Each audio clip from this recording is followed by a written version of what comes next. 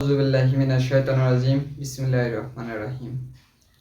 সমস্ত প্রশংসা সে মহান রব্বুল আলামিনের,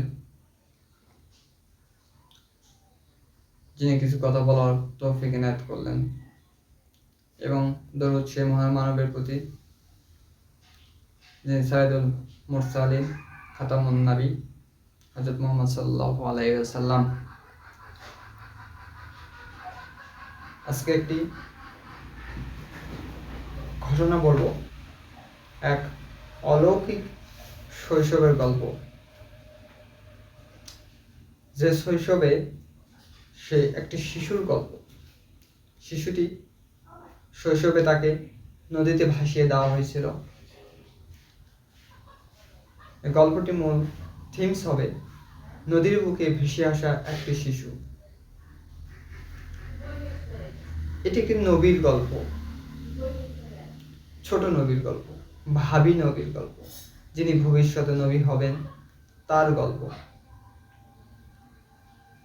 গল্পটি বিশেষত্ব হবে, এখান থেকে আমাদেরকে শিক্ষা গ্রহণ করতে হবে। কি সেটা পরে বলবো, গল্পের শেষে বলবো। তাহলে আমরা গল্পটি শুনি, চলেন। মিশরের আকাশে তখন ভয় কালো মেঘের। সিংহাসনে বসে আছে এক নিষ্ঠুর শাসক, নাম তার ফেরাউন। ক্ষমতার অহংকারে সে নিজেকে মানুষের সর্বোচ্চ প্রভু বলে দাবি করত। তার অত্যাচারে মানুষ দিশাহারা হয়ে পড়েছিলেন। বিশেষ করে বনি ইসরায়েলের মানুষদের প্রতি তার নির্যাতন, নিপীড়ন, নিষ্ঠুরতা প্রধান শিকার ছিল এই বনি ইসরায়েল বংশের মানুষগুলো।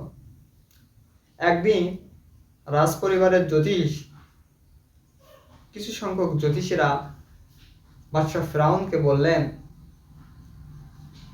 এবং জানালেন যে বনি ইসরায়েলদের ঘরে এমন এক পুত্র সন্তান জন্মগ্রহণ করবে যে একদিন তার রাজত্ব পতনের কারণ হবে, তার রাজত্বকে ধ্বংস করে দেবে।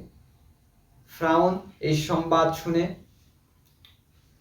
ভয়ে উন্মাদ পাগলের মতো আচরণ করতে লাগলো। সে আদেশ দিল, বনি ইসরায়েলদের ঘরে নবজাতক শিশু জন্ম গ্রহণ করবে, যারা হবে ছেলে, সন্তানদেরকে বলা হলো তোমরা সেই ছেলে সন্তানদেরকে মৃত্যুদণ্ড দেবে, হত্যা করবে নির্বিচারে। প্রত্যেকটি মায়ের বুক এভাবে খালি হয়ে যেতে লাগলো। আর্তনাদে মায়ের বুক খালি হয়ে যেতে লাগলো, চারিদিকে শুধু কান্না আর আর্তনাদ। ঠিক সেই কঠিন সময়ে জন্ম নিলেন এক অপূর্ব সুন্দর দৃষ্টিনন্দন, যার বর্ণনা কোনো মানুষের পক্ষে সম্ভব নয়, এমন এক শিশু। তিনি ছিলেন আল্লাহর ভবিষ্যৎ নবী, নাম তার মুসা। মায়ের বুকে আনন্দে ভরে উঠল যখন এই সন্তান জন্মগ্রহণ করল, কিন্তু পরক্ষণেই তাকে ভয়ে গ্রাস করল। যদি সৈন্যরা এই শিশুকে দেখতে পারে তাহলে তাকে বাঁচাবে না, আর বাঁচাবে না, তাকে হত্যা করবে। ঠিক তখনই আল্লাহ তার মায়ের অন্তরে গভীর সাহস দান করলেন। তুমি তাকে দুধ পান করাও। যখন তার ব্যাপারে ভয় করবে তখন তাকে একটি সিন্ধুকে রেখে নদীতে ভাসিয়ে দাও। ভয় করো না, দুঃখ করো না, আমি তোমার কাছে আবার ফিরিয়ে দেব এবং তাকে রাসূলদের একজন বানিয়ে দেব।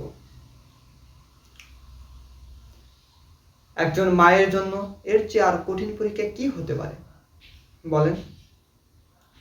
যে তার সন্তানকে বিসর্জন দেওয়া, এর থেকে আর কোনো কঠিন পরীক্ষা হতে পারে না। মা তো পাগলের মতো হয়ে গেল, কিন্তু করার তো কিছু নেই। সন্তানকে বাঁচাতে গেলে সন্তানকে কিছু সময়ের জন্য বিসর্জন তো দিতেই হবে। কোনো বড় কিছু পাওয়ার জন্য একটু কষ্ট তো করতেই হবে। তেমনি একদিন গভীর রাতে মা একটি কাঠের সিন্দুক প্রস্তুত করা হলো। নরম কাপড়ে শিশুটিকে জড়িয়ে শেষবারের মতো মা তার বুকে জড়িয়ে ধরলেন।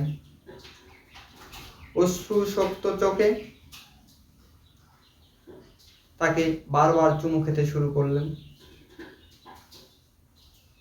চোখের অশ্রু নিয়ে তিনি সন্তানের কপালে বারবার চুমু খেতে থাকলেন এবং তার হাত পা কাঁপতে শুরু করল। তিনি কাঁপা কাঁপা কণ্ঠে বললেন যে, আল্লাহ, তোমার উপর ভরসা করে এই শিশুটাকে আমি এই নীল নদে দিলাম। তিনি একটা সিন্দুকের নির্দিষ্ট জায়গায় শিশুটিকে সুন্দরভাবে রেখে দিলেন। রেখে দিয়ে নীল নদের শান্ত জলে শিশুটিকে ভিজিয়ে দিলেন। নদীর স্রোতে ভেসে যেতে লাগলো শিশুটি। মায়ের চোখের পানি নদীর জলের সঙ্গে মিশে গেল। কিন্তু তিনি জানতেন আজ তার সন্তান নদীর হাতে নয়, আল্লাহর হাতে তুলে দিলেন। তিনি কতটা আল্লাহর উপর ভরসা করতেন। আর আল্লাহ হেফাজতের চেয়ে নিরাপদ আশ্রয় আর কোথাও নেই। তিনি তার সন্তানকে আল্লাহর হাতে তুলে দিয়ে তিনি চলে যাচ্ছেন বাসার দিকে। আসসালামু আলাইকুম ওয়া রাহমাতুল্লাহ।